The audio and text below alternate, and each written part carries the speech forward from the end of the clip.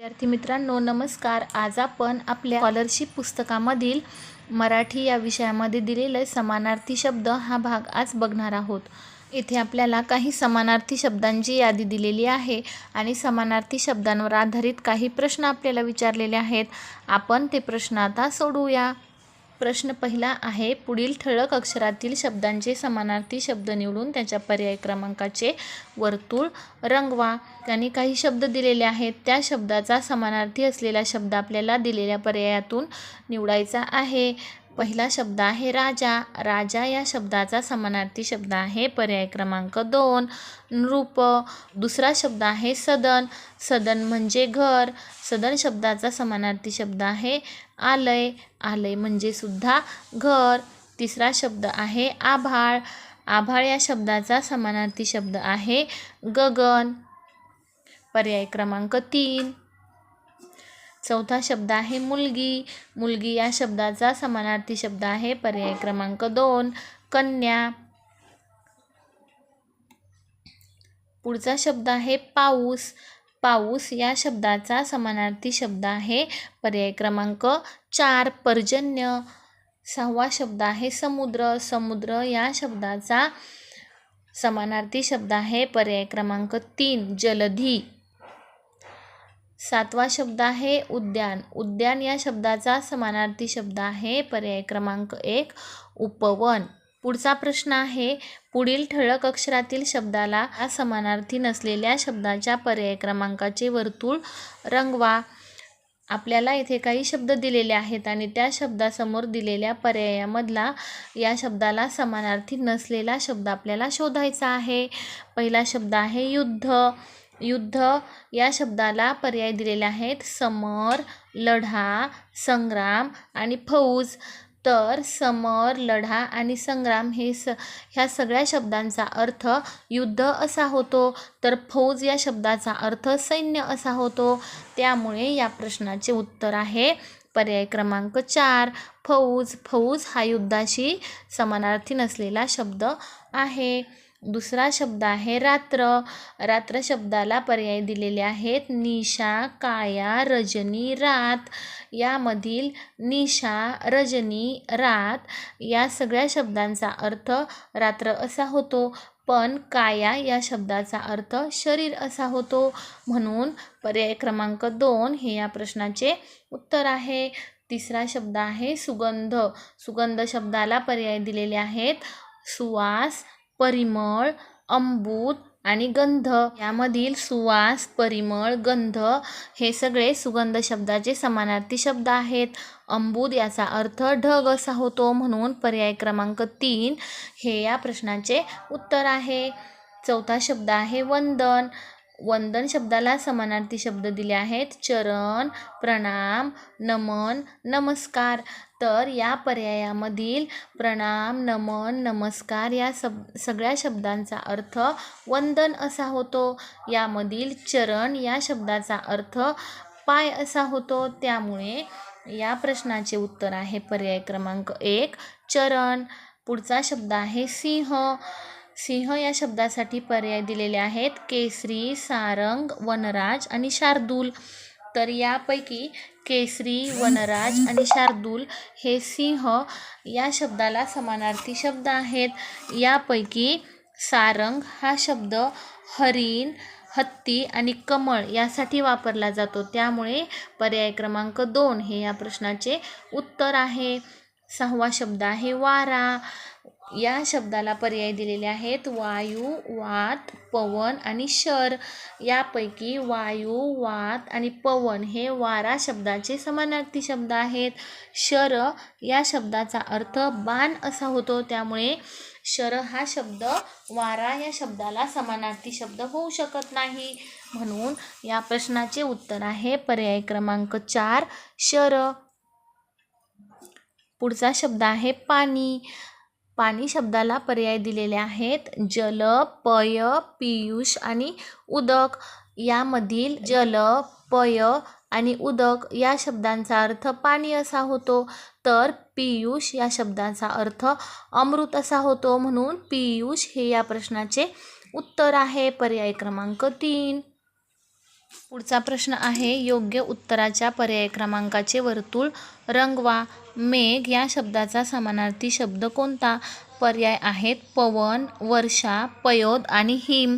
पवन याचा अर्थ वारा, वर्षा म्हणजे पाऊस, हिम म्हणजे बर्फ आणि पयोद पय म्हणजे पाणी आणि द म्हणजे देणारा, पाणी देणारा म्हणजे मेघ किंवा ढग. म्हणून या प्रश्नाचं उत्तर आहे पर्याय क्रमांक 3 पयोद. पुढचा प्रश्न आहे वाक्यातील अधोरेखित शब्दाचा समानार्थी शब्द पर्यायातून निवडा. वाक्य आहे गडगड गडगड मेघ गरजती, चमचम चमचम विजा चमकती. अधोरेखित केलेला शब्द आहे विजा. विजा या शब्दाचा समानार्थी शब्द आपल्याला पर्यायामध्ये शोधायचा आहे. पर्याय आहेत बिजली, कुसुम, वसुधा आणि शीतल. यामध्ये कुसुम म्हणजे फूल, वसुधा म्हणजे पृथ्वी आणि शीतल म्हणजे शांत किंवा थंड. तर बिजली या शब्दाचा अर्थ आहे वीज. म्हणून पर्याय क्रमांक 1 बिजली हा विजा या शब्दाचा समानार्थी शब्द आहे. तिसरं आहे जसे मंजूळ, मधुर, तसे प्रभात आणि ह्या शब्दाची सुसंगती आपल्याला दिलेल्या शब्दाशी जोडायची आहे. पर्याय आहेत निशा, पहाट, तेज, उजेड. तर प्रभात म्हणजे सकाळ किंवा पहाट, निशा म्हणजे रात्र, तेज म्हणजे उजेड आणि उजेड म्हणजे प्रकाश किंवा तेज. म्हणून या प्रभात शब्दाचा समानार्थी शब्द आहे पर्याय क्रमांक 2 पहाट. पुढचा प्रश्न आहे गटात बसणारा शब्द ओळखा. आपल्याला काही शब्द दिलेले आहेत आणि त्या शब्दाचा समानार्थी असलेला शब्द त्या गटात बसणारा शब्द आपल्याला ओळखून लिहायचा आहे. शब्द आहेत भास्कर, आदित्य, दिनकर आणि चौथा शब्द आपल्याला शोधायचा आहे. पर्याय आहेत समीर, रत्नाकर, शशी आणि रवी. समीर शब्दाचा अर्थ होतो वारा, रत्नाकर म्हणजे समुद्र, शशी म्हणजे चंद्र आणि रवी म्हणजे सूर्य. तर हे दिलेली भास्कर, आदित्य, दिनकर ही सगळी सूर्याची नावे आहेत. हा या शब्दांचा समानार्थी शब्द आहे पर्याय क्रमांक 4. पाचवा प्रश्न आहे पुढीलपैकी समानार्थी शब्दांची जोडी ओळखा. पहिला आहे पंख, पय. दुसरा आहे आश्चर्य, खेद. तिसरा आहे असुर, दानव आणि चौथा आहे दिवस, दिन. यामधील पंखाला पय हा शब्द दिलेला आहे. पय म्हणजे पाणी, म्हणून ही समानार्थी शब्दांची जोडी नाही. दुसरा आहे आश्चर्य म्हणजे नवल आणि खेद म्हणजे राग. ही सुद्धा समानार्थी शब्दांची जोडी नाही. तिसरा आहे असुर आणि दानव. असुर म्हणजे दैत्य किंवा दानव, राक्षस म्हणजेच दानव. तर ही शब्दांची जोडी बरोबर आहे. दिवस आणि दिवसला समानार्थी शब्द दिलेला आहे दिन. या दुसरी वेलांटी असलेल्या दिन शब्दाचा अर्थ गरीब असा होतो आणि पहिली वेलांटी असलेल्या दिन शब्दाचा अर्थ दिवस असा होतो. म्हणून हा सुद्धा पर्याय चुकीचा आहे. पर्याय क्रमांक 3 असुर आणि दानव ही समानार्थी शब्दांची जोडी बरोबर आहे. 6वा प्रश्न आहे आरसा या शब्दाचा समानार्थी शब्द निवडा. पर्याय आहेत दरारा, दर्पण, आभूषण आणि सारस. यामधील दर्पण हा पर्याय बरोबर आहे. आरसा या शब्दाचा दर्पण हा समानार्थी शब्द आहे. 7वा प्रश्न आहे समानार्थी शब्दांची चुकीची जोडी निवडा. पर्वत, अचल. पर्वतचा समानार्थी शब्द अचल हे बरोबर आहे. पर्वत म्हणजे एका जागेवर स्थिर राहतात. अचल म्हणजे सुद्धा न हलणारा, एका जागी शांत राहणारा म्हणजे पर्वत. दुसरं आहे पान म्हणजे पल्लव. पान या शब्दाचा पल्लव हा समानार्थी शब्द आहे. त्यानंतर झाड आणि वृक्ष हे सुद्धा समानार्थी शब्द आहेत. तिसरा पर्याय आहे भ्रमर म्हणजे भुंगा आणि मरकट म्हणजे माकड. त्यामुळे पर्याय क्रमांक 3 ही चुकीची जोडी आहे. पुढचा प्रश्न आहे वेगळ्या अर्थाचा शब्द ओळखा.